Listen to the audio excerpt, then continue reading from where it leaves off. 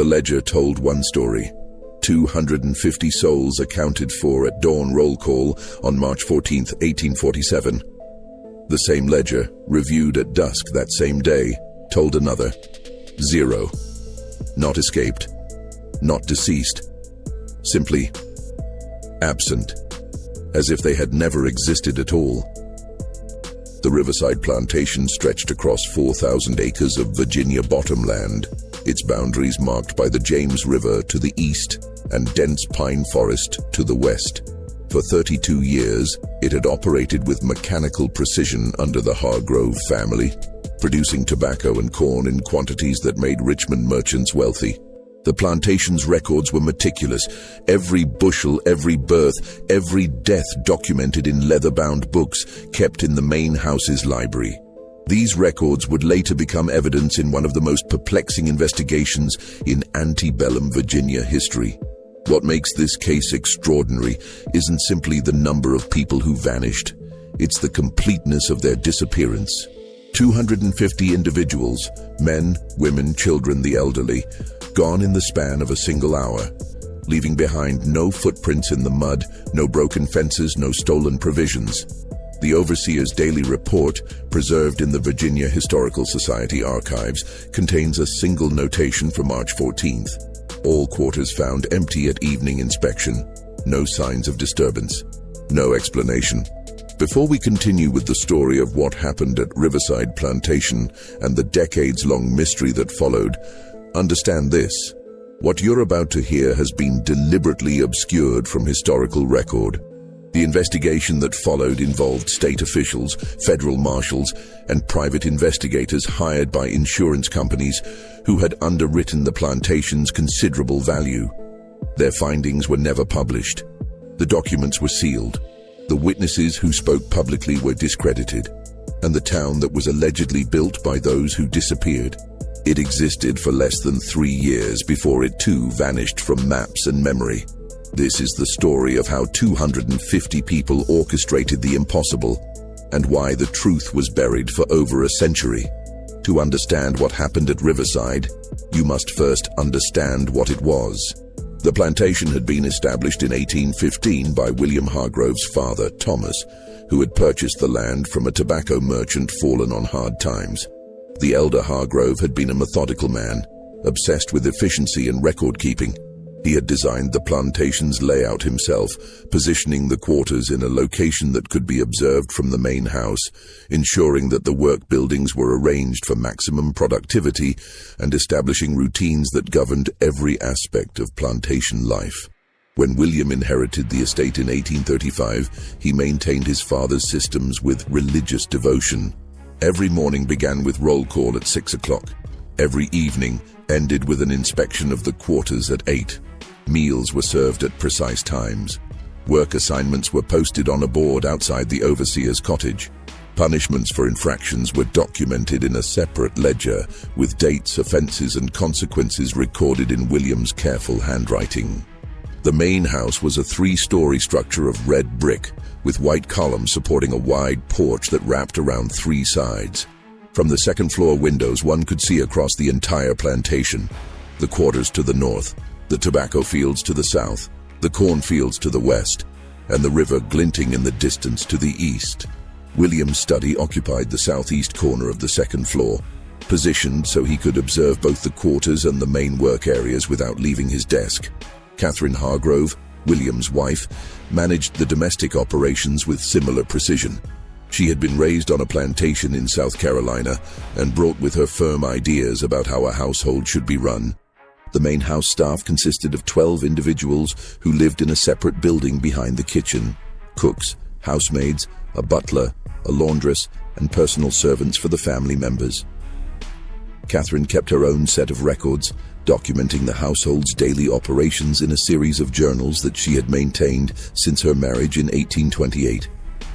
The Hargrove children: William Jr., age 32, Thomas, age 29, and Elizabeth, age 26, had all been raised on the plantation and had absorbed their parents' attitudes and methods.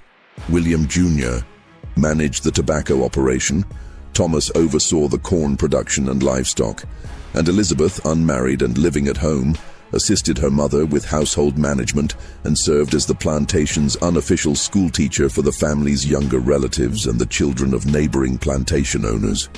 By all accounts, the Hargroves considered themselves enlightened owners. They provided adequate food and clothing, allowed religious services in the chapel every Sunday, and rarely resorted to the harshest forms of punishment that were common on other estates. William frequently remarked to visitors that a well-treated laborer is a productive laborer, and he believed his plantation's consistent profitability proved the wisdom of this approach. What the Hargroves failed to recognize, what they were constitutionally incapable of recognizing, was that beneath the surface of compliance and routine, an entirely separate world existed. A world of whispered conversations, coded messages, and careful planning. A world that had been building toward March 14, 1847 for years. The population of Riverside in early 1847 was remarkably diverse, a consequence of Thomas Hargrove's purchasing practices and William's later acquisitions. This diversity would prove crucial to what happened, though the Hargroves never understood why. Among the oldest residents was a man named Samuel, who had been born in Africa and brought to America in 1804, before the legal importation of slaves was prohibited. He was in his 60s by 1847, his hair completely white, his body bent from decades of labor, but his mind remained sharp, and he served as an unofficial elder and advisor to the community. Samuel spoke multiple African languages and served as a bridge between the African-born residents and those born in America. He also possessed knowledge of herbal medicine, navigation by stars, and oral history preservation, skills that would prove invaluable. Then there was Marcus, the head carpenter, who had been purchased from a Baltimore estate in 1829. Marcus was 53 years old in 1847, a man of medium height with powerful shoulders and hands, scarred from decades of working with wood and metal. He had been trained by a master craftsman in Baltimore and possessed skills that went far beyond simple carpentry. He could read architectural drawings, calculate structural loads, and solve complex engineering problems. The Hargroves valued him highly for his ability to construct and repair buildings, furniture, and equipment. They had no idea that he had been using those same skills for an entirely different purpose. Marcus had a wife, Hannah, and 3 children. 2 daughters, Rachel and Sarah, ages 19 and 16, and a son, David, age 14. Hannah worked in the main house as a seamstress, a position that gave her access to information about the family's plans and visitors. Rachel and Sarah worked in the fields during planting and harvest seasons, and in the main house during winter months. David worked in the carpentry shop with his father, learning the trade. Dinah, the head cook, was 46 years old and had been at Riverside since 1833. She had been purchased from a Virginia estate after her previous owner died and his property was liquidated. Dinah was a woman of considerable intelligence and force of personality. She managed a kitchen staff of 4 and was responsible for feeding not only the Hargrove family, but also preparing the communal meals for the quarters. This gave her control over food supplies and the ability to redirect resources without arousing suspicion. She was also one of the few people who could move freely between the main house and the quarters at almost any time, carrying messages and information under the guise of her duties. Benjamin, the stable hand, was 21 years old and had been born on the plantation. He was the son of a woman named Grace, who had died in childbirth when Benjamin was born. He had been raised collectively by the community with no single parent figure, which had given him a certain independence of spirit that the overseer found troublesome. Benjamin was responsible for maintaining the plantation's horses and for driving the wagon on trips to Richmond and neighboring towns to purchase supplies or deliver goods. These trips had given him knowledge of roads, towns, and the broader geography of Virginia that few others at Riverside possessed. There was also a woman named Esther, age 38, who worked as a midwife and healer. She had been born in South Carolina and purchased by William Hargrove in 1840. Esther had learned medicine from her mother and grandmother, and she possessed extensive knowledge of herbs, treatments for common ailments, and the management of childbirth. She was trusted by both the enslaved community and, to some extent, by the Hargrove family, who occasionally consulted her when their own physicians were unavailable. This trust gave her a degree of freedom of movement and access to information that others lacked. Among the younger generation was a man named Joseph, aged 27, who worked in the blacksmith's forge. Joseph had been purchased from a Maryland estate in 1842 and brought with him skills in metalworking that made him valuable to the plantation's operations. He could repair tools, shoe horses, and fabricate metal components for equipment and buildings. He was quiet and kept largely to himself, which led the Hargroves to consider him simple-minded. In reality, Joseph was highly intelligent and had been using his position to create tools and implements that would be needed for purposes the Hargroves never imagined. There were many others, each with their own skills, knowledge, and roles in the community. There was Ruth, a woman in her 50s who organized the Sunday religious services and maintained the chapel. There was Jacob, a man in his 40s who managed the vegetable gardens that supplemented the community's diet. There was Miriam, a young woman of 23 who worked in the main house and had taught herself to read by secretly studying books in the Hargrove library. There was Thomas, not to be confused with Thomas Hargrove, a man in his 30s who worked in the tobacco fields and had an encyclopedic knowledge of the surrounding forests from years of hunting to supplement the community's food supply. Each of these individuals and dozens of others had been carefully observed and evaluated by Marcus, Dinah, Samuel, and a small core group who had been planning the escape for years. Each had been assigned specific roles based on their skills, knowledge, and trustworthiness, and each had been preparing in their own way for the night of March 13, 1847. The planning for the escape had begun in the winter of 1842-1843, though its roots went back even further. The catalyst had been a conversation between Marcus and Samuel, the two oldest and most respected men in the community. It had been a cold January night, and Marcus had been working late in his shop, repairing a wagon wheel by lamplight. Samuel had appeared at the door, moving quietly despite his age, and had asked if they could speak privately. What followed was a conversation that would change the course of 250 lives. Samuel had begun by asking Marcus a simple question. If you could leave this place, where would you go? Marcus had been startled by the directness of the question. Such conversations were dangerous. Even speaking of escape could result in severe punishment if overheard. But something in Samuel's tone suggested this was not idle speculation. North, Marcus had replied carefully. To a free state. Pennsylvania, maybe. Or further. Samuel had nodded slowly. And how would you get there? I don't know. The roads are watched. The river is patrolled. And even if I made it, I'm one man. What about Hannah? What about my children? What if it wasn't just you? Samuel had asked. What if it was all of us? Marcus had stared at the old man, trying to determine if he was serious or if age had finally affected his judgment. All of us? That's impossible.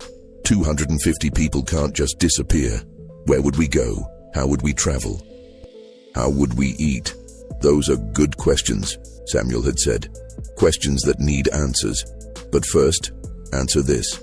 Is it impossible because it truly cannot be done? Or is it impossible because we've been taught to believe it cannot be done? That conversation had planted a seed. Over the following weeks, Marcus found himself thinking about Samuel's question. He began to observe the plantation with new eyes, not as a place where he was trapped, but as a problem to be solved. How were they contained? What were the actual barriers to escape? What resources did they have access to? What knowledge did they possess collectively that could be applied to the problem? He began to have quiet conversations with others he trusted. Dinah, who controlled food supplies. Benjamin, who knew the roads and geography. Joseph, who could fabricate tools. Esther, who understood medicine and could treat injuries or illness during a journey. Ruth, who could organize and motivate people.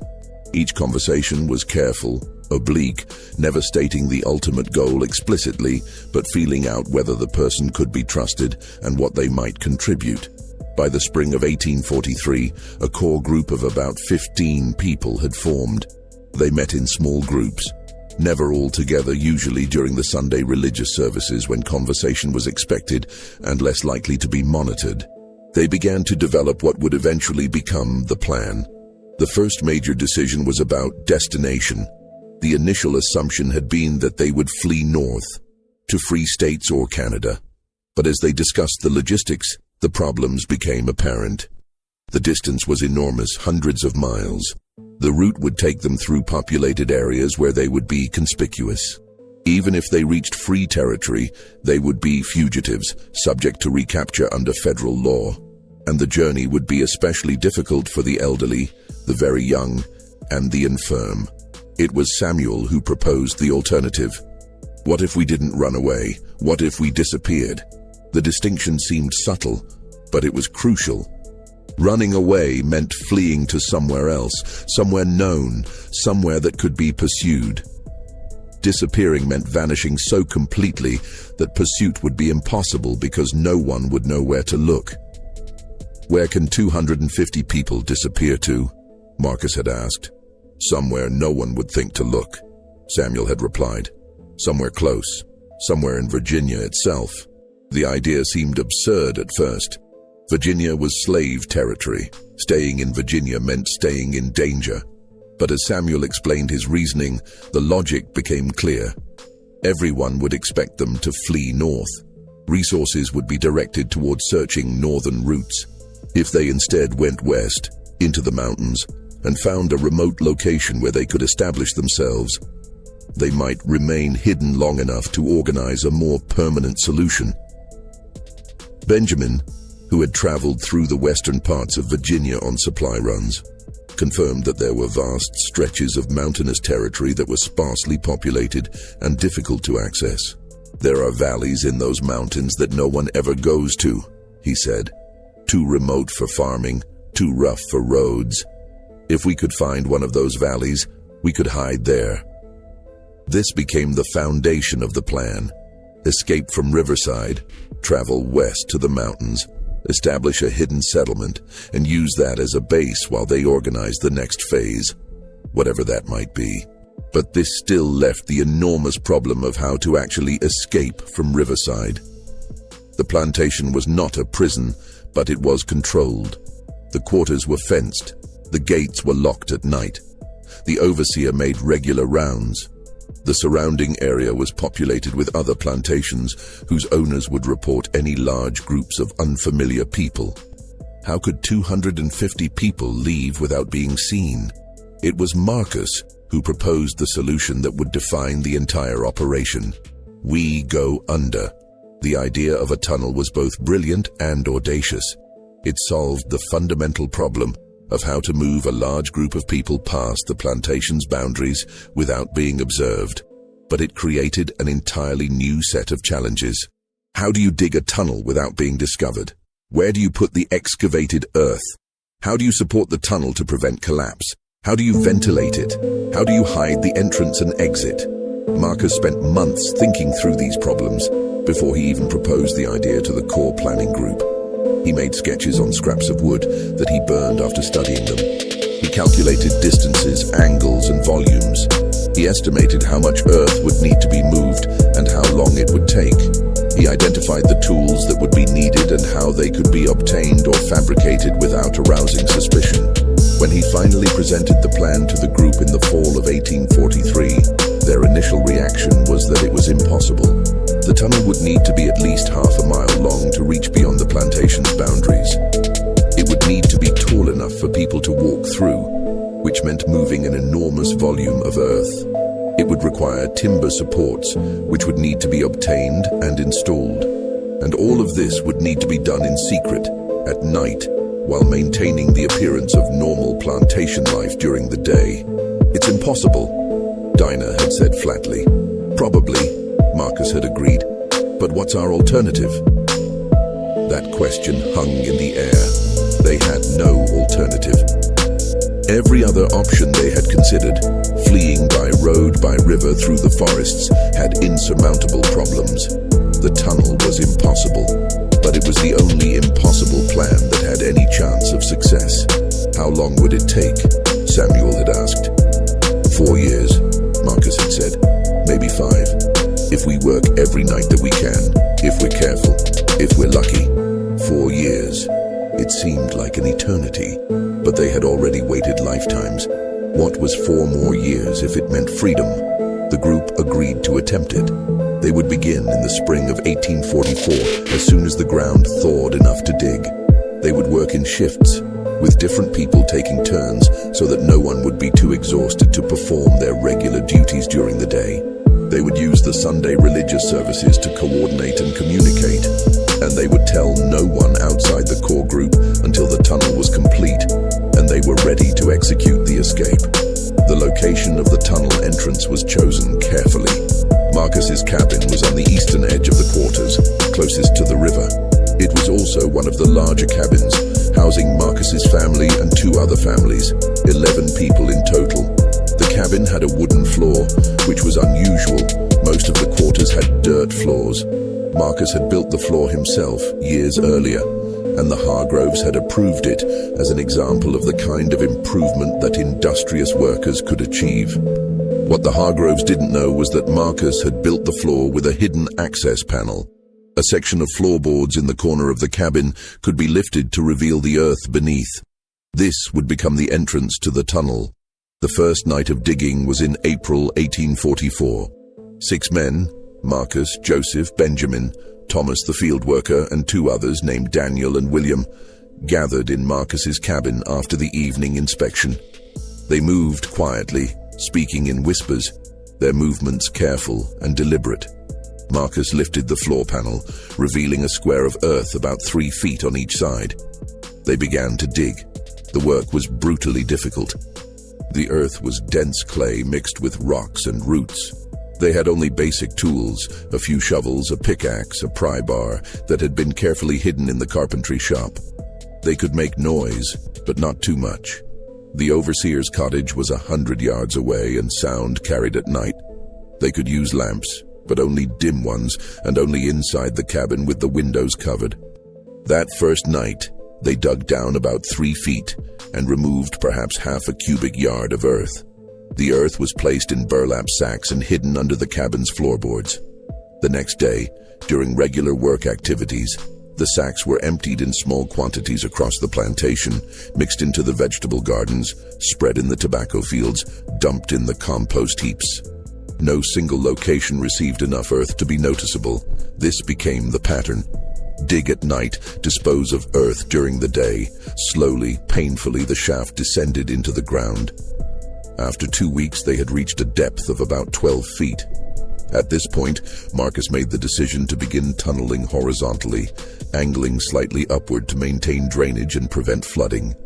The tunnel would head east toward the river, but would curve slightly north to emerge in a ravine that Benjamin had identified as a suitable exit point.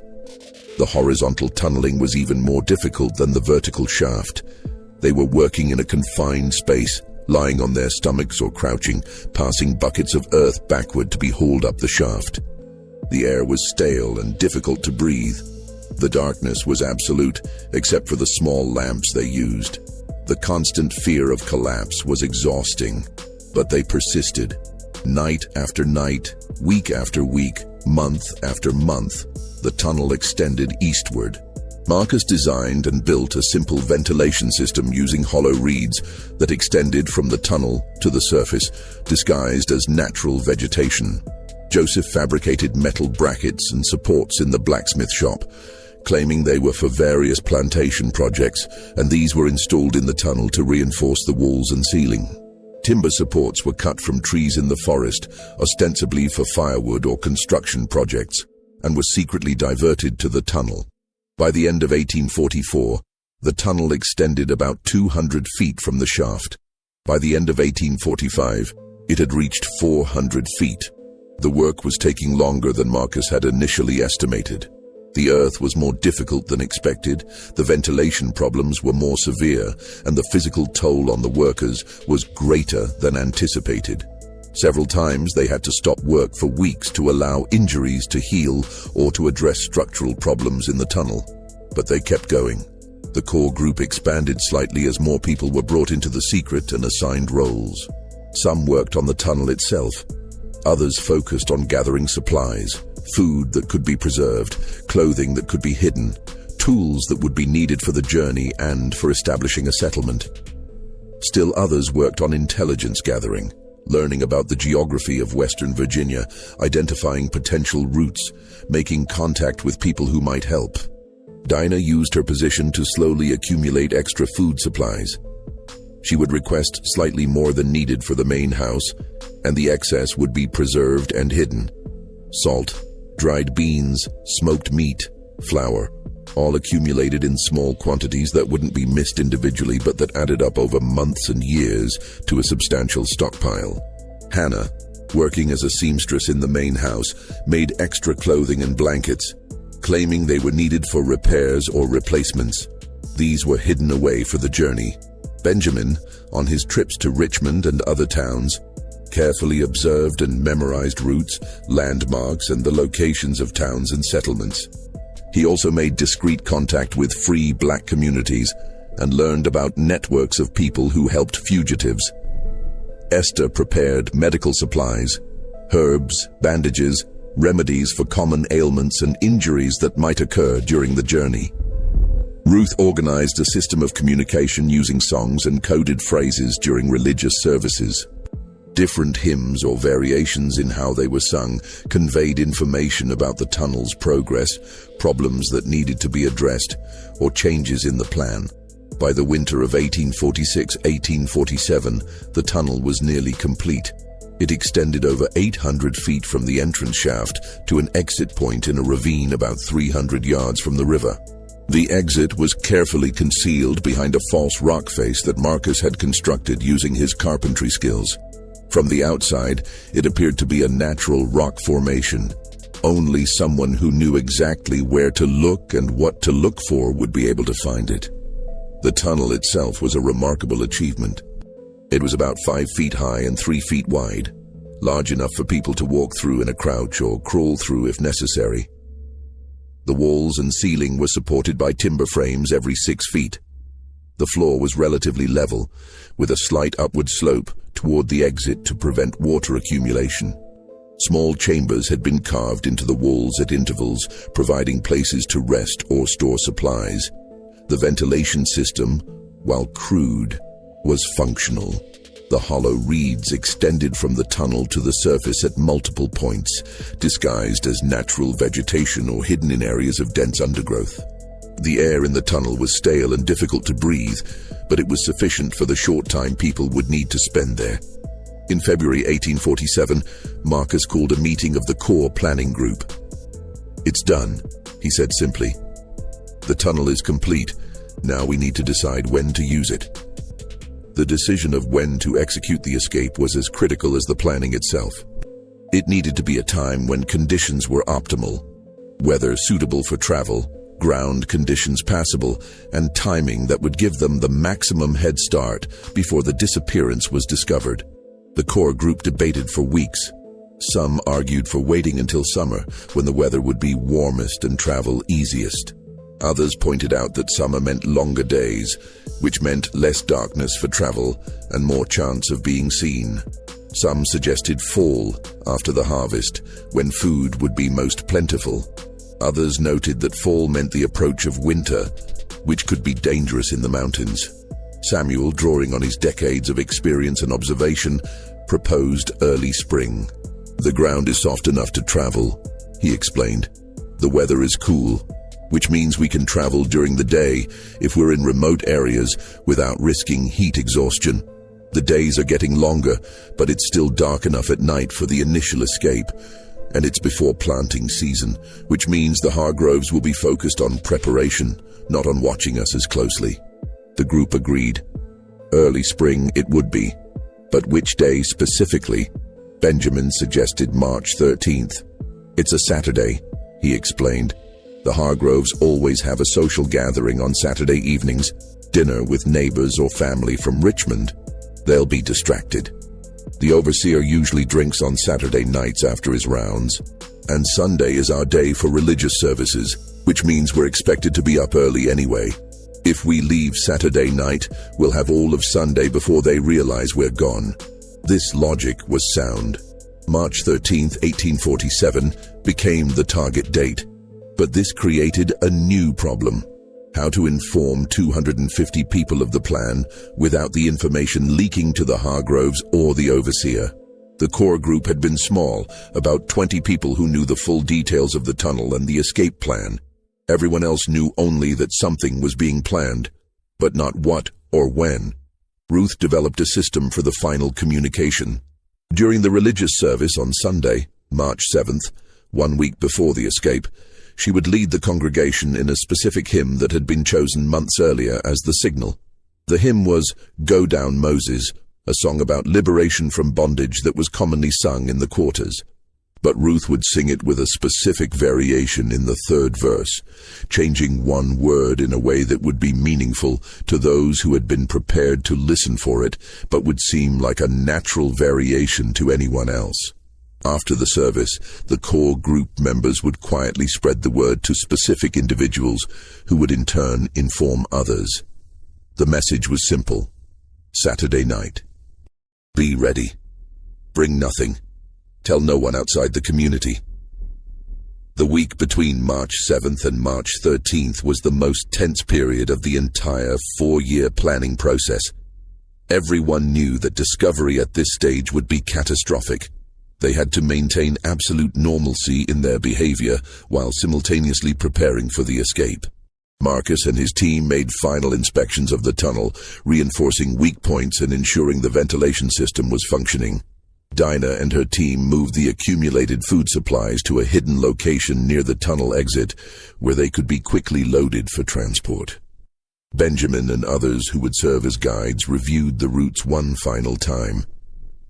Esther prepared medical kits for the journey.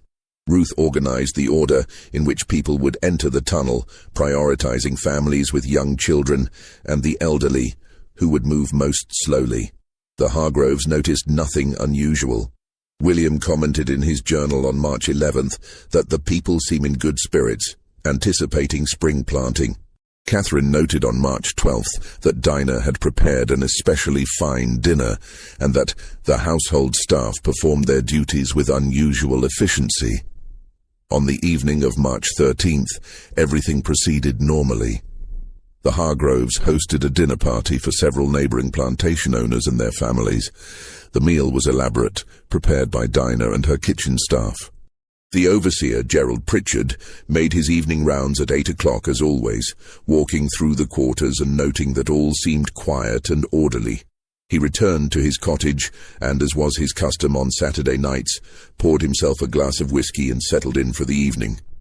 In the quarters, people prepared in silence. They wore their sturdiest clothing and shoes. They gathered their children and explained in whispers that they needed to be absolutely quiet. The elderly and infirm were helped by younger, stronger individuals. Everyone waited for the signal. At 9 o'clock, Marcus emerged from his cabin and walked slowly through the quarters as if taking an evening stroll. As he passed each cabin, he gave a slight nod. This was the signal. It was time. The escape began at 9:15 p.m. on March 13, 1847. The moon was a thin crescent, providing minimal light, exactly as planned. The temperature was cool but not cold, around 45 degrees Fahrenheit. A light breeze rustled through the trees, providing ambient noise that would help mask any sounds of movement. The first group to enter the tunnel consisted of Marcus, Samuel, Benjamin, and 3 other men who would serve as guides and scouts. They descended through the shaft in Marcus's cabin and moved quickly through the tunnel to the exit. Their job was to ensure the exit was clear and to begin scouting the immediate area beyond the plantation boundaries. They emerged from the tunnel into the ravine at 9:35 p.m. The false rock face that concealed the exit swung open smoothly on hinges that Joseph had fabricated. The ravine was dark and silent. Benjamin climbed to the top of the ravine and scanned the surrounding area. No lights were visible, no sounds of human activity. They were alone. Marcus returned through the tunnel to signal that the exit was clear. At 9:45 p.m., the main exodus began. The order of departure had been carefully planned. Families with young children went first, so they would have the most time to travel before dawn. The elderly and infirm went next, accompanied by younger people who could assist them. The middle-aged and able-bodied went last, as they could move most quickly if time became short. The tunnel could accommodate about 10 people at a time, moving in a crouch or crawl. Each group took approximately 10 minutes to traverse the 800 feet from entrance to exit. This meant that the entire population of 250 people would require about 4 hours to pass through the tunnel, from 9:45 p.m. to approximately 1:45 a.m. The operation proceeded with remarkable efficiency. People moved in silence, their movements practiced from the rehearsals that had been conducted under the guise of nighttime religious gatherings. Parents carried small children. Older children held hands and followed their parents. The elderly were supported by younger relatives or neighbors. Everyone knew their place in the order and moved when signaled. At the exit, Benjamin and the other scouts organized people into groups of about 25. Each group was assigned a guide who knew the route. The groups would travel separately, taking slightly different paths to avoid creating an obvious trail and to reduce the risk that the entire population would be captured if one group was discovered. The first group departed the ravine at 10 p.m., heading west into the forest. The second group left at 10:30 p.m., the third at 11 p.m. By midnight, 5 groups had departed, and the tunnel was still moving people from the quarters to the exit point. In the quarters themselves, the evacuation was proceeding exactly as planned. Each cabin emptied in turn, with people moving silently to Marcus's cabin and descending through the shaft. The cabins were left neat and orderly, with bedding folded and personal items in place. Nothing was taken except what people wore and could carry in small bundles. The goal was to leave no evidence of hasty departure. Ruth was one of the last to leave, at approximately 1:30 a.m. Before descending into the tunnel, she took a final look around the quarters that had been her home for 14 years. The cabins stood silent in the darkness. The chapel where she had led so many services was empty. The vegetable gardens where she had worked were still. Everything looked normal, as if people were simply sleeping and would emerge at dawn for another day of labor. But they wouldn't. By dawn, they would be miles away, and the quarters would be empty. Ruth descended into the tunnel and made her way to the exit. She emerged into the ravine at 1:45 a.m. and was met by Marcus, who had been waiting to ensure everyone made it through safely. "Everyone?" she asked quietly. "Everyone," Marcus confirmed. 250 souls, all free. The last group, which included Marcus, Ruth, Dinah, and several others from the core planning group, departed the ravine at 2:10 a.m. Marcus took a final look at the tunnel exit, then carefully closed the false rock face. From the outside, it once again appeared to be nothing more than a natural rock formation. They turned west and disappeared into the forest. Behind them, Riverside Plantation slept. The main house was dark. The overseer's cottage showed a single lamp in the window, which would burn until Pritchard fell asleep. The quarters were silent and empty.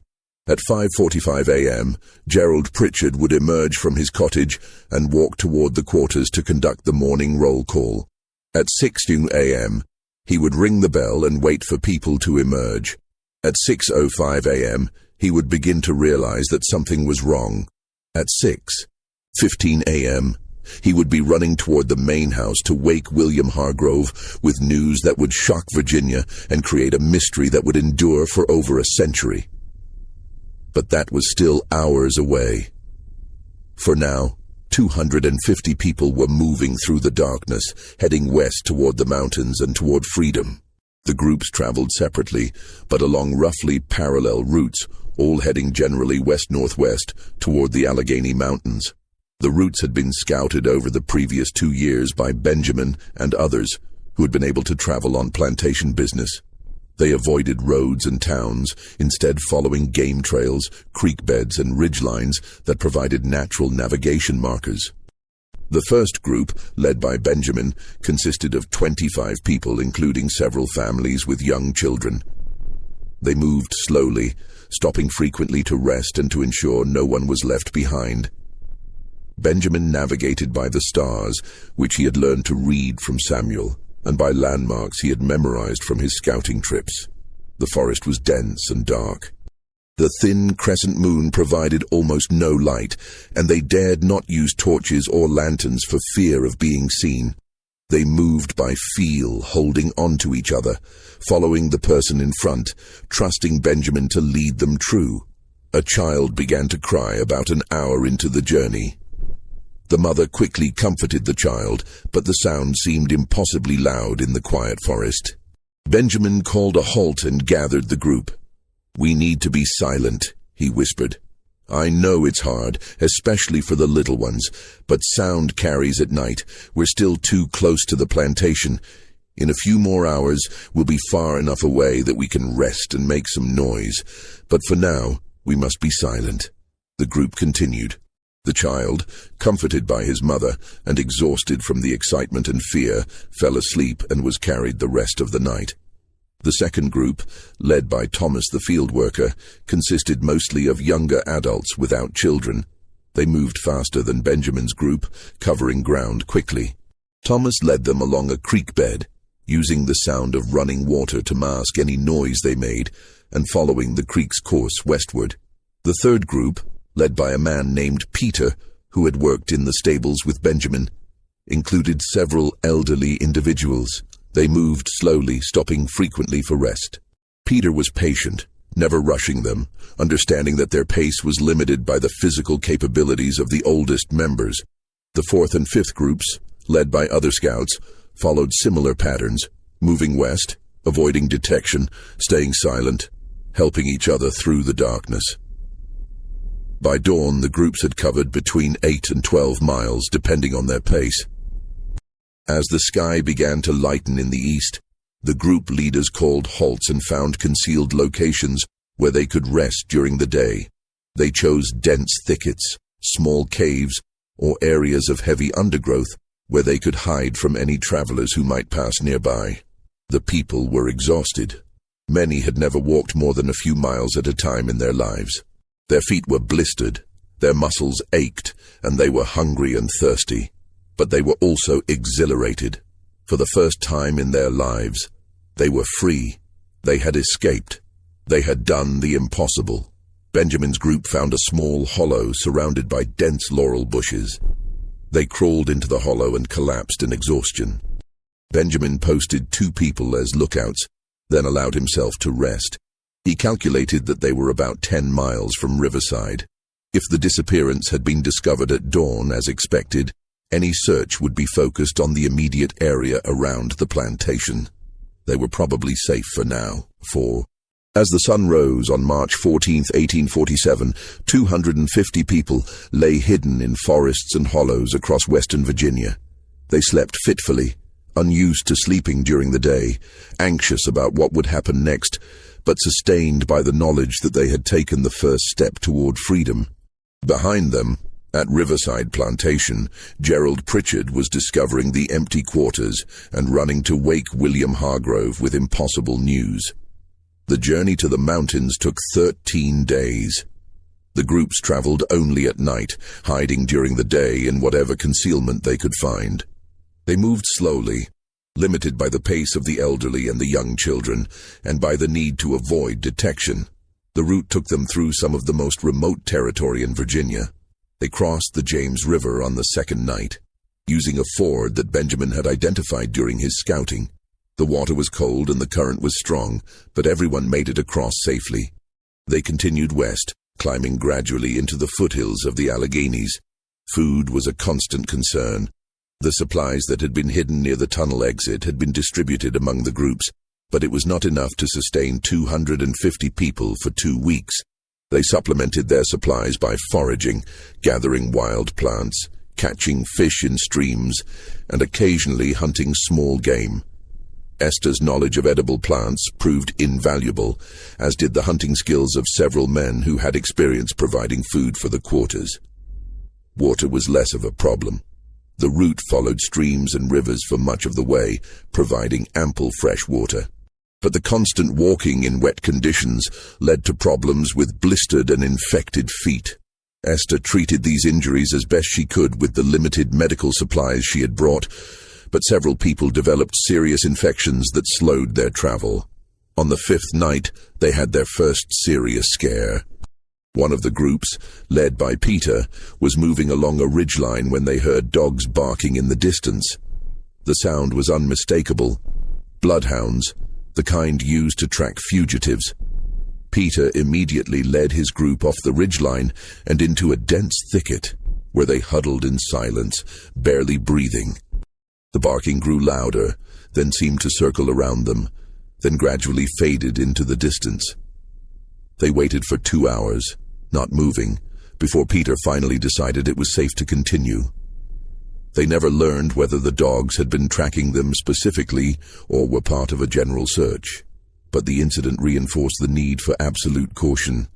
The groups maintained minimal contact with each other during the journey. Occasionally, 2 groups would encounter each other at a planned rendezvous point, where they would exchange information and redistribute supplies. But mostly, they traveled independently, reducing the risk that all would be captured if one group was discovered. On the 8th night, Benjamin's group reached the edge of the mountains.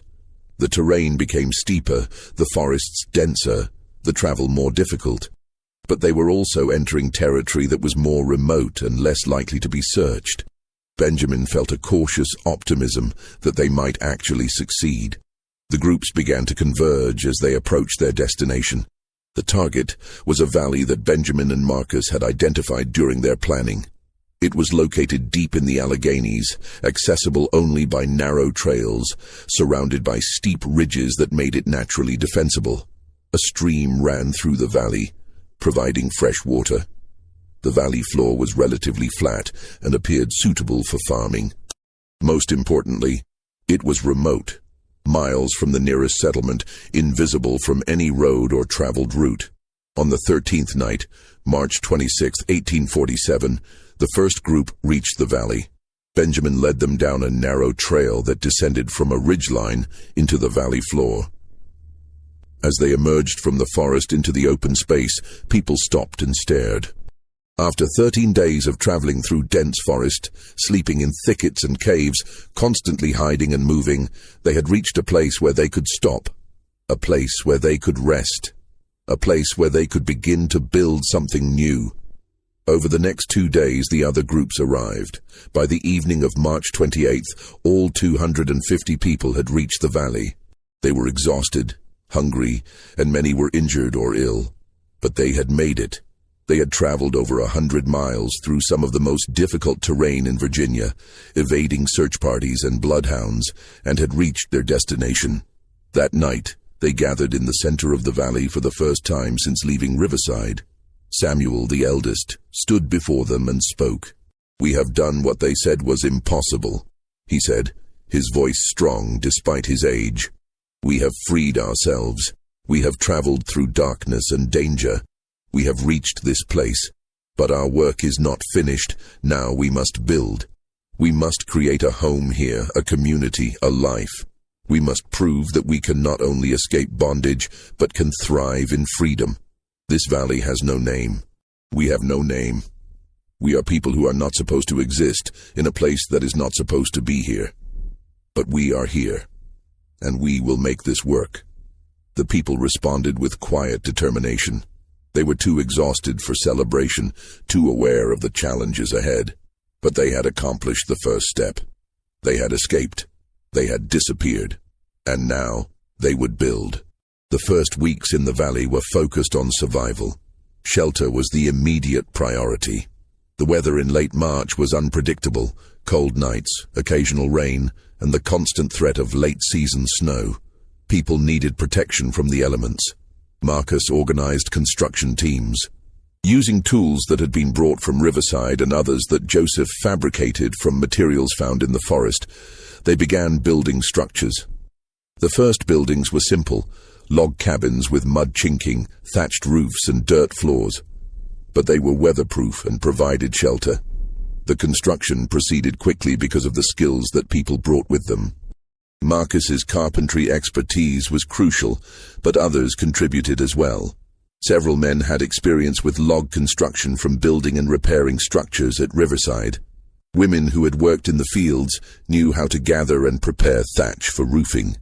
Joseph's metalworking skills allowed him to fabricate hinges, nails, and other hardware from scrap metal.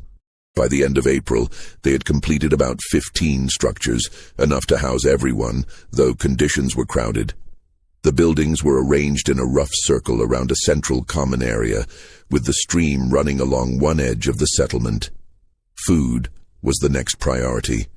The supplies they had brought were nearly exhausted, and foraging alone could not sustain 250 people. They needed to establish agriculture. Jacob, who had managed the vegetable gardens at Riverside, organized farming teams. The valley floor had soil that appeared suitable for cultivation, though it would need to be cleared of trees and undergrowth. They began the laborious process of clearing land, using axes and saws to fell trees and fire to clear brush. Planting began in early May. They had brought some seeds from Riverside, beans, corn, squash, and other vegetables. These were planted in the cleared areas. They also identified wild plants in the surrounding forests that could be cultivated, berries, nuts, and edible roots. Hunting and fishing supplemented their diet. Several men who had experience hunting at Riverside organized hunting parties that ranged into the surrounding forests. The streams in the valley and the nearby river provided fish. Esther's knowledge of edible plants helped them identify additional food sources. Water was abundant. The stream that ran through the valley provided fresh water year-round. They dug a central well in the common area to provide easier access and to ensure water would be available even if the stream froze in winter. As the basic needs of shelter and food were addressed, attention turned to organization and governance. The community needed structure, rules, and systems for making decisions. Samuel, Marcus, Ruth, Dinah, and several others formed an informal council that met regularly to address problems and make decisions. They established basic rules. Everyone would contribute to the community's work according to their abilities. Resources would be shared equitably. Disputes would be resolved through discussion and consensus rather than force. And the security of the community would be everyone's responsibility. They also established a watch system. The valley's remote location provided some security, but they couldn't assume they were completely safe. Teams of 2 people were assigned to watch the trails leading into the valley, rotating every few hours.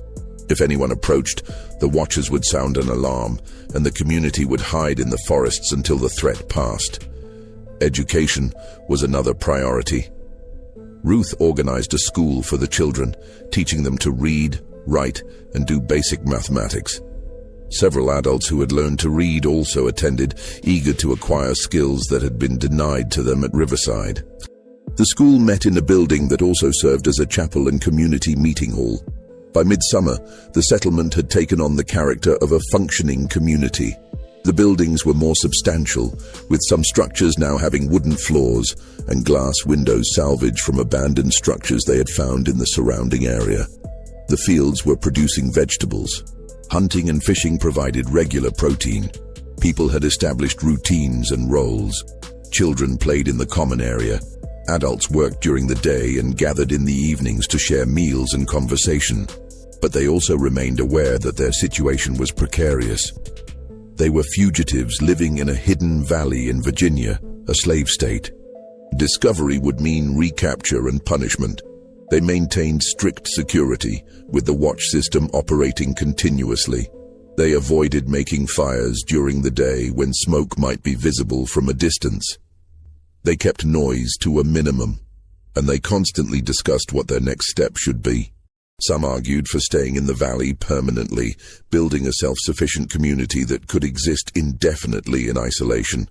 Others insisted that staying in Virginia was too dangerous and that they should eventually move north to free territory or Canada.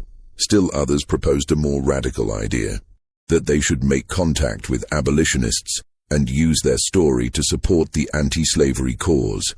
These debates continued throughout the summer and fall of 1847, with no clear consensus emerging.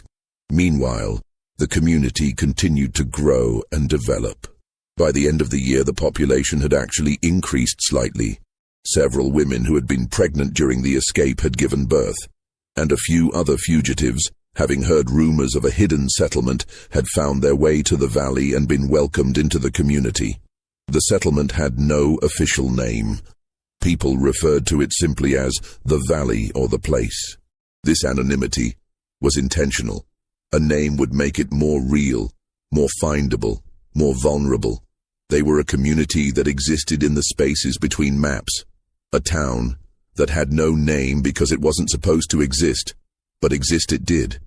Through the summer and fall of 1847, through the winter of 1847-1848, and into the spring and summer of 1848, the nameless town thrived. The fields produced good harvests. The buildings were expanded and improved. The school educated children and adults.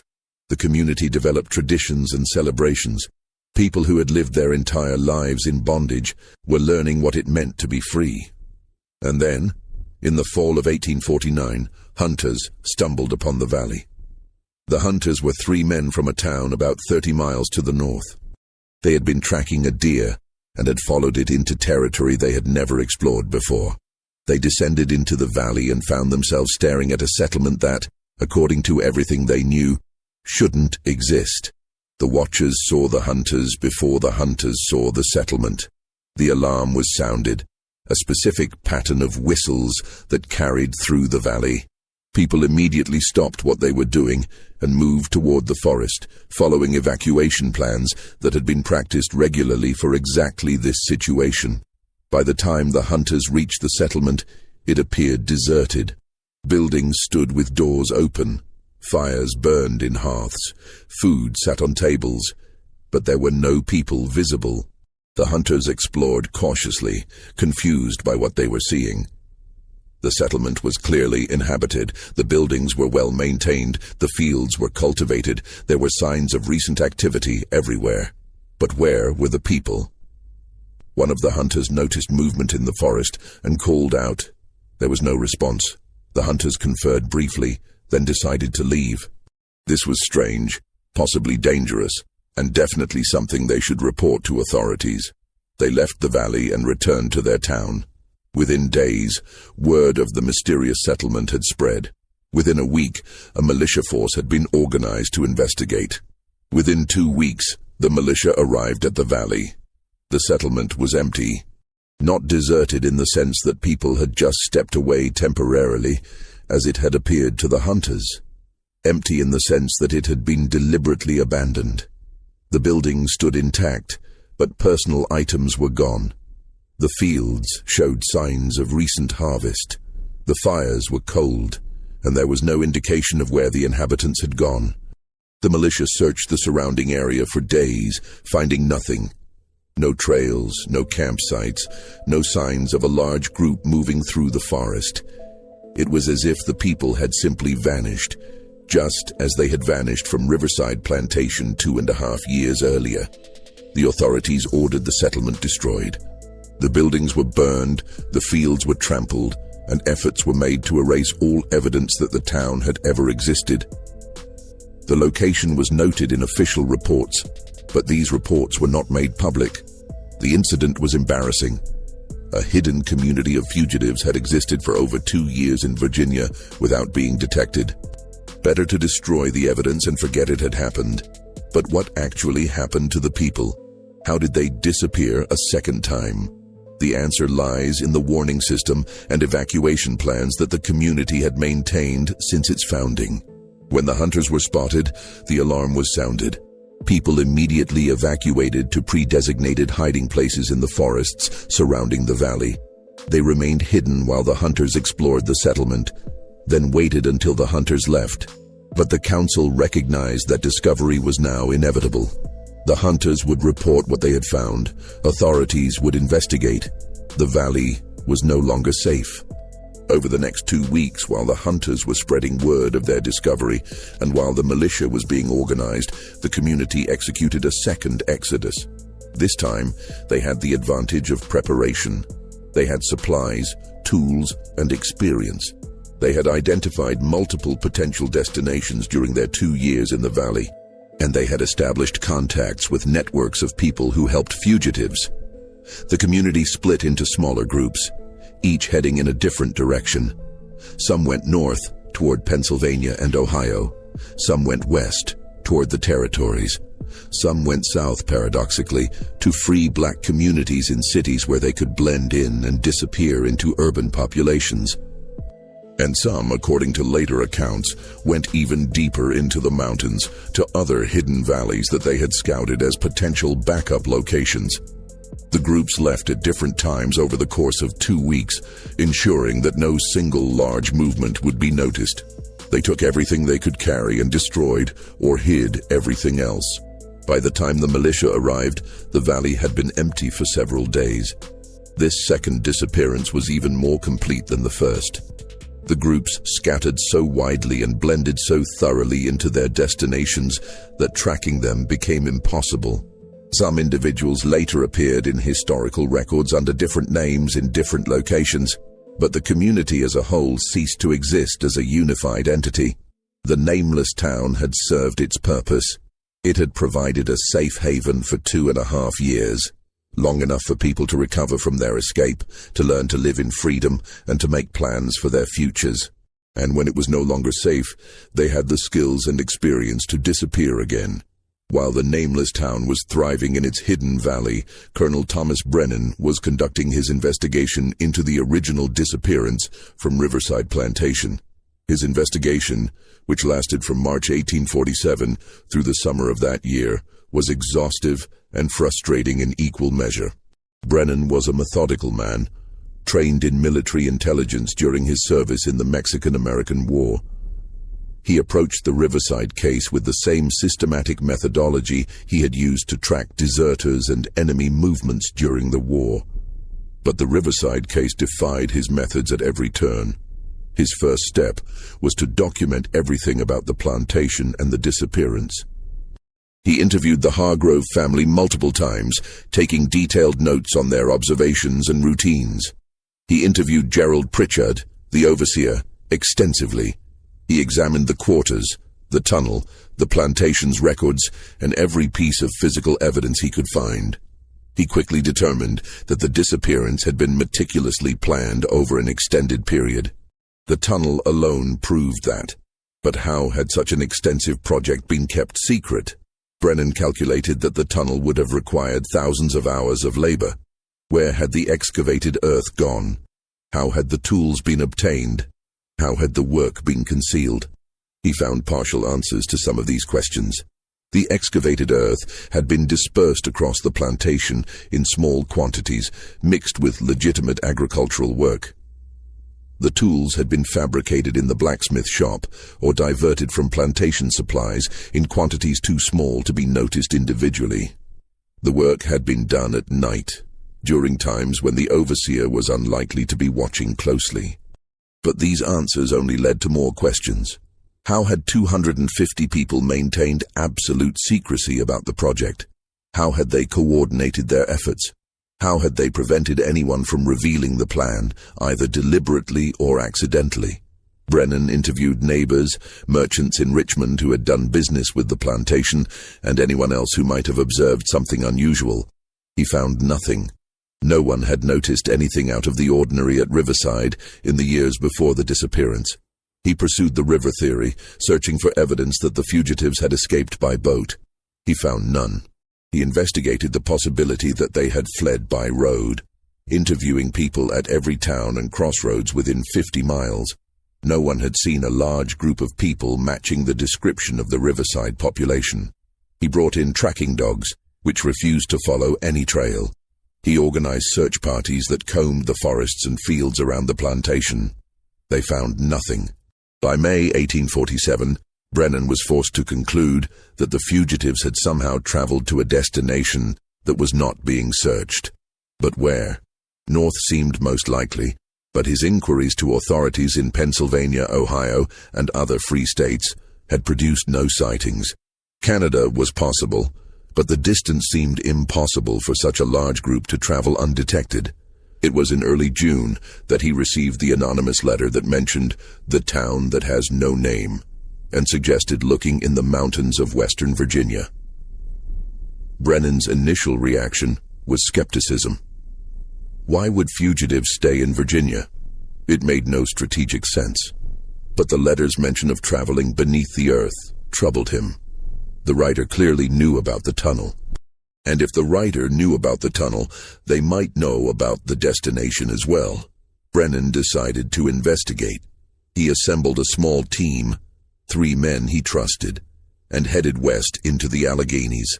He had no specific destination, only the vague instruction to look for a hidden settlement in the mountains. The search took 3 weeks.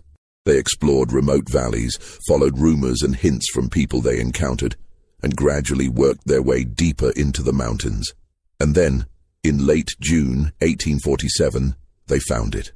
The discovery of the nameless town was the culmination of Brennan's investigation, but it also presented him with an impossible dilemma. His duty was clear. Report the location, facilitate the return of the fugitives to their legal owner. But standing in that valley, seeing what these people had built, understanding the years of planning and courage that had brought them there, he found his certainty wavering. His conversation with Marcus, the carpenter who had designed the tunnel and led the escape, was the most extraordinary of his life. Marcus explained the planning, the execution, and the philosophy behind the escape with remarkable candor. He didn't plead or beg. He simply explained, as one intelligent man to another, what they had done and why. "We're not asking for your approval," Marcus said. "We're not asking for your help. We're simply asking that you consider what you found here before you decide what to do with that knowledge." Brennan asked questions. How had they maintained secrecy? "Trust," Marcus replied. "We trusted each other completely, and we understood that our survival depended on that trust." How had they coordinated such a complex operation? Careful planning, years of preparation, and a willingness to work together toward a common goal. What did they plan to do next? Survive, build, and eventually find a way to help others do the same. Brennan spent 2 days in the valley, observing the community, talking with people, trying to understand what he had found. He saw children learning to read in Ruth's school. He saw fields being cultivated. He saw people working together, making decisions collectively, building something that resembled the democratic ideals he had fought for in the war. On the 3rd day, he made his decision. He would return to Richmond and file a report stating that his investigation had reached a dead end. The fugitives had scattered and could not be located. The case should be closed. Marcus asked him why he was making this choice. Brennan's answer was simple. "Because what you've done here is more important than the law that says you shouldn't have done it. I don't know if that makes me a traitor to my duty or true to my principles, but I know that I can't be the one to destroy this." Brennan kept his word. His official report, filed in July 1847, stated that the investigation had been exhaustive but unsuccessful. The fugitives had vanished completely, likely having scattered in multiple directions and integrated into free black communities in the north. He recommended that the case be closed and the insurance claims be paid. But Brennan also kept detailed private records of everything he had found, including the location of the valley and his conversations with Marcus and others. These records, discovered after his death in 1873, provide the most complete account of what happened at Riverside and in the nameless town. Brennan continued to monitor the situation after his official investigation ended. He maintained contact with people who might have information about the settlement.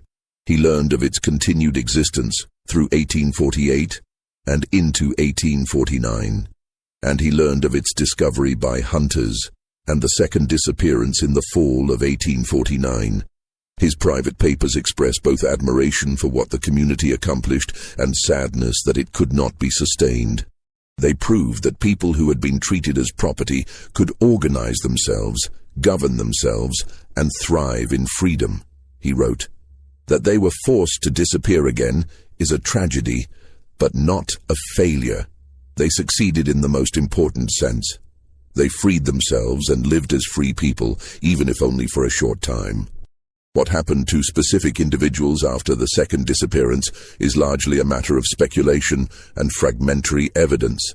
Historical records from the 1850s and beyond contain tantalizing hints, but definitive proof is elusive. A Marcus Freeman registered as a carpenter in Toronto, Canada, in 1851. The registration records describe him as a man in his 50s, skilled in furniture making and architectural carpentry, originally from Virginia. The description matches Marcus from Riverside, but the surname Freeman was common among formerly enslaved people who had gained their freedom, so this could be coincidence.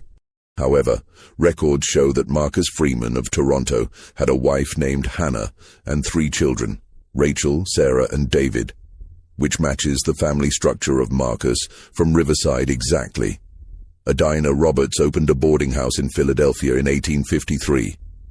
City directory listings describe her as a woman of color, originally from Virginia, operating a respectable establishment that catered to travelers and long-term residents. The boarding house was located in a neighborhood with a substantial free black population, and Dinah Roberts was noted in local records as being active in community organizations and the Underground Railroad. Again, the name is common enough that definitive identification is impossible, but the details are suggestive.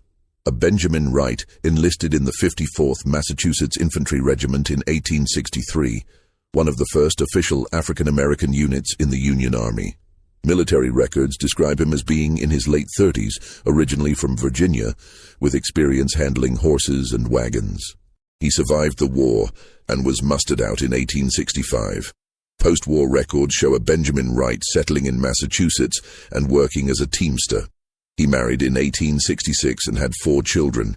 In a pension application filed in 1890, he mentioned having escaped from bondage in Virginia in 1847, which matches the timeline of the Riverside disappearance.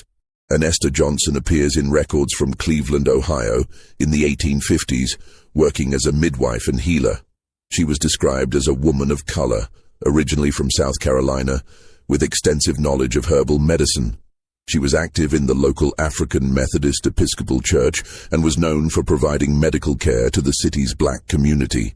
The geographic origin, South Carolina, and the profession, midwifery and healing, match Esther from Riverside. Samuel, the eldest of the Riverside community, likely did not survive long after the escape. He would have been in his late 60s by 1849, and the rigors of 2 escapes and 2 years of building a settlement in a remote valley would have been extremely taxing. No records have been found that definitively identify him in later years, suggesting he may have died in the valley or shortly after the second disappearance. Ruth appears in records from a black church in Pittsburgh in the 1850s, where a woman named Ruth Williams served as a teacher and Sunday school organizer.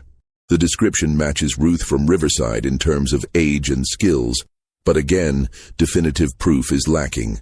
Joseph the blacksmith may have settled in Cincinnati, where records show a Joseph Miller working as a metal worker in the 1850s and 1860s.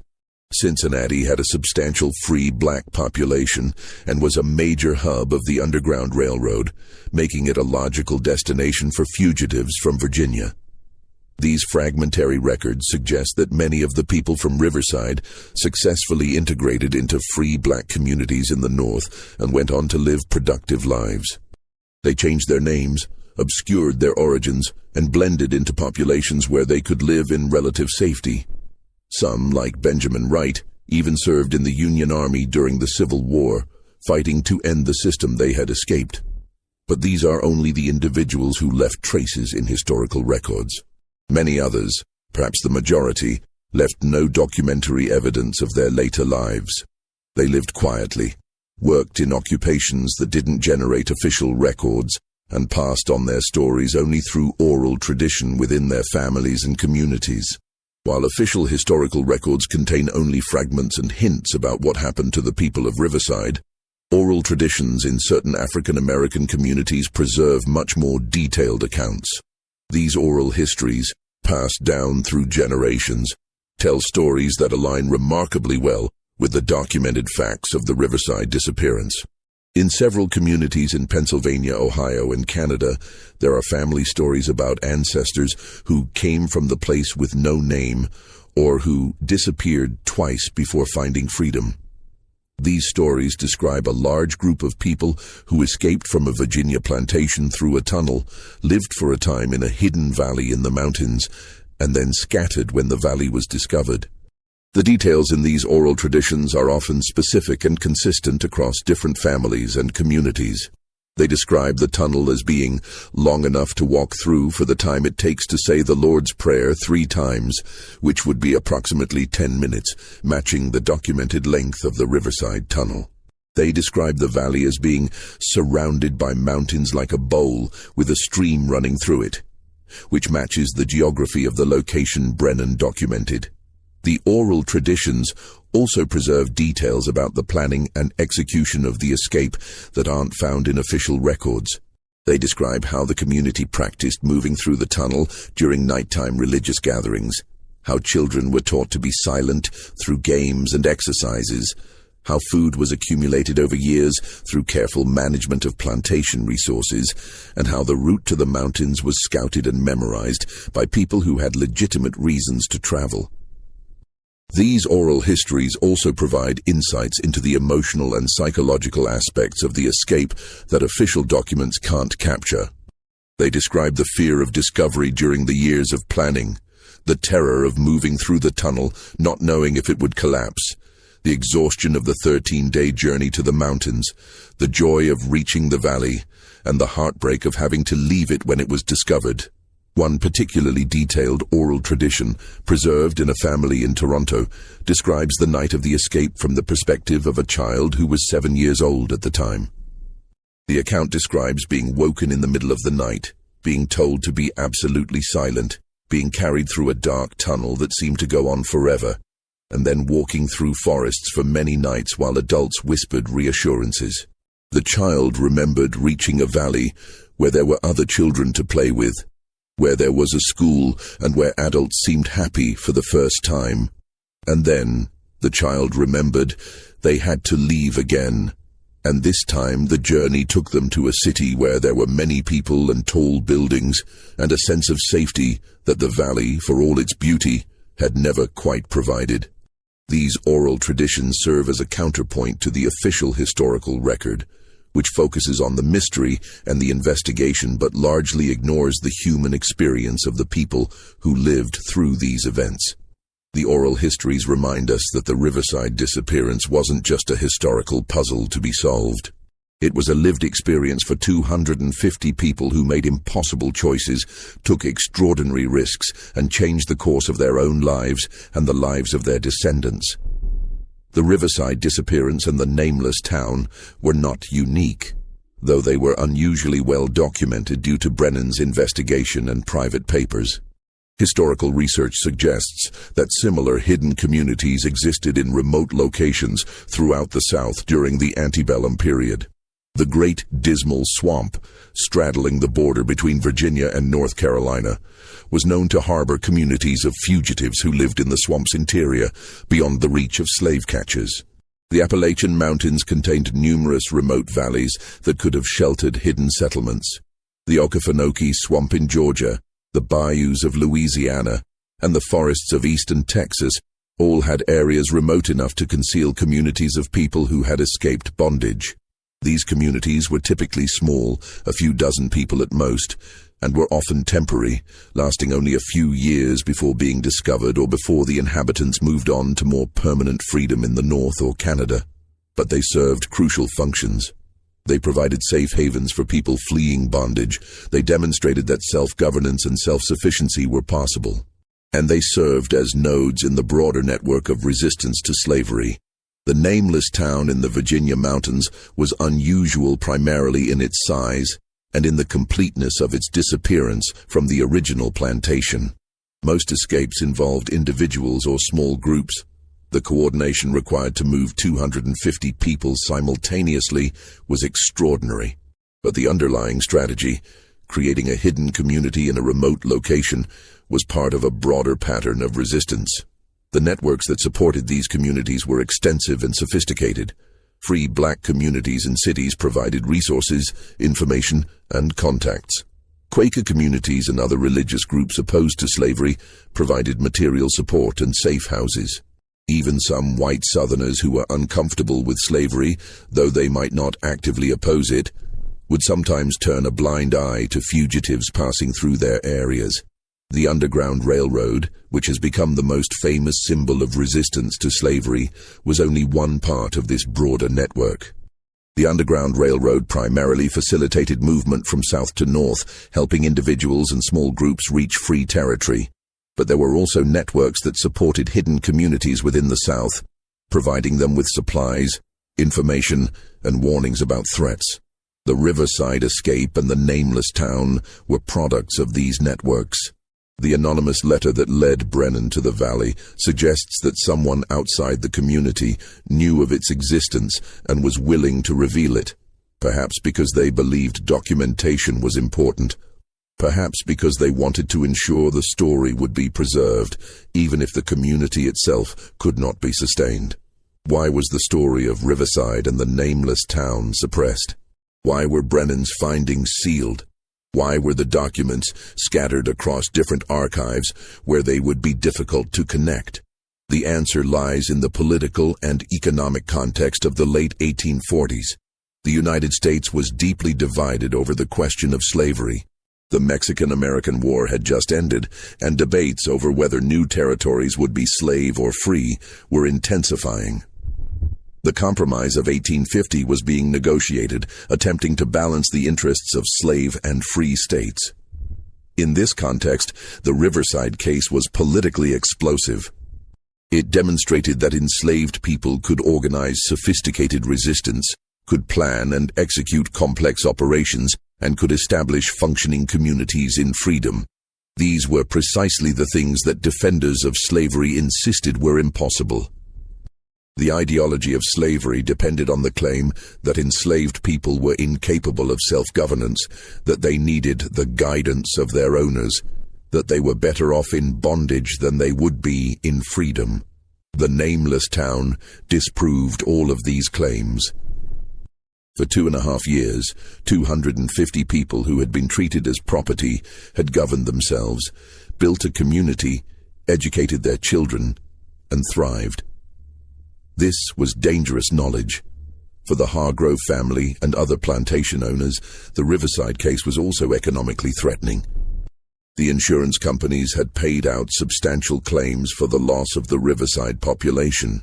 If it became widely known that such large-scale escapes were possible, insurance rates would increase dramatically, making the economics of slavery less profitable.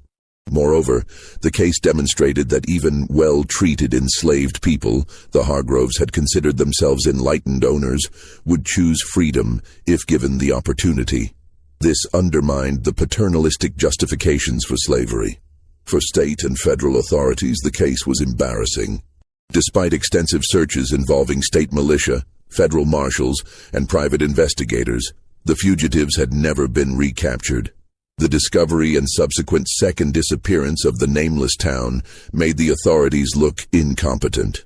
Better to seal the records and let the case fade from public memory. So the documents were scattered. Brennan's official report went to state archives. His private papers remained with his family and weren't discovered until after his death. The insurance company records were filed away in corporate archives. The Hargrove family's records were eventually donated to the Virginia Historical Society, but without the context provided by Brennan's investigation, they appeared to be simply the records of a plantation that had experienced a mass escape. Unusual, but not unprecedented. It wasn't until the late 20th century when historians began systematically researching resistance to slavery and when archives began to be digitized and cross-referenced that the full story of Riverside and the Nameless Town began to emerge. Even now, significant gaps remain. The exact location of the valley has never been definitively identified, though several sites in the Alleghenies match Brennan's description. The fate of most of the individuals remains unknown, and the full extent of the networks that supported the escape and the hidden community remains a matter of speculation. Despite over 170 years of historical distance and modern research techniques, significant questions about the Riverside disappearance and the nameless town remain unanswered. How was the tunnel construction kept absolutely secret for 4 years? The disposal of excavated earth has been partially explained, but the logistics remain unclear. Thousands of cubic feet of earth had to be moved, dispersed, and concealed. The work had to be done at night in secret by people who were also performing full days of labor. The physical and organizational challenges seem almost insurmountable, yet they were overcome. How? How was information controlled so effectively? 250 people knew about the escape plan, at least in general terms. Yet there's no evidence that anyone revealed the plan to the Hargroves or the overseer, either deliberately or accidentally, in a population that included children, elderly individuals, and people who might have been tempted to curry favor with their owners. How was absolute secrecy maintained? Who wrote the anonymous letter to Brennan? The handwriting was educated, suggesting someone with formal schooling. Marcus is the most likely candidate, but why would he risk revealing the town's location? One theory is that he wanted the story documented, wanted proof that what they had accomplished was real, even if that proof couldn't be made public at the time. Another theory is that the letter came from someone in the support network, someone who believed that Brennan could be trusted, and that having an official, if private, record of the community's existence was important. What happened during the second disappearance? How did 400 people, the population had grown from the original 250, vanish so completely that the militia found no trace of their departure? The explanation that they split into small groups and left over a 2-week period is plausible, but the logistics of coordinating such a dispersal, especially with the knowledge that authorities were coming, seem extraordinarily complex. Where exactly was the valley? Brennan's private papers describe its location in general terms, in the Alleghenies, accessible by narrow trails surrounded by steep ridges, but don't provide specific coordinates or landmarks that would allow definitive identification. Several valleys in the region match the description, and local historians have speculated about which one might have been the site of the nameless town. But without archaeological evidence, which would be difficult to find given that the structures were burned and the site was deliberately obscured, the exact location remains unknown. Did other hidden communities exist?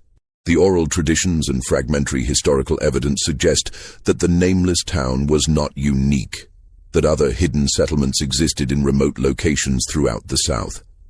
But if these communities were successful in remaining hidden, they would have left little or no documentary evidence. How many other towns that have no name existed? How many other mass escapes were executed with such precision that they seemed impossible? We may never know. What was the long-term impact of the Riverside escape on the broader resistance to slavery? Did the techniques developed for the Riverside escape, the tunnel, the coordinated mass movement, the hidden settlement, influence other resistance efforts? There are hints in the historical record that similar methods were used in other cases, but direct connections are difficult to prove. The suppression of the Riverside story means that it couldn't serve as an open example or inspiration, but information could have spread through the networks that supported resistance to slavery. The story of how 250 people disappeared from Riverside Plantation in 1 hour and built their own town is, at its core, a story about human capability, courage, and the drive for freedom. It's a story about Marcus, a carpenter who used his skills to design and build a tunnel that made the impossible possible. About Samuel, an elder who preserved knowledge and wisdom that guided the community. About Dinah, who used her position to accumulate resources and information. About Benjamin, who learned the geography that would lead them to safety.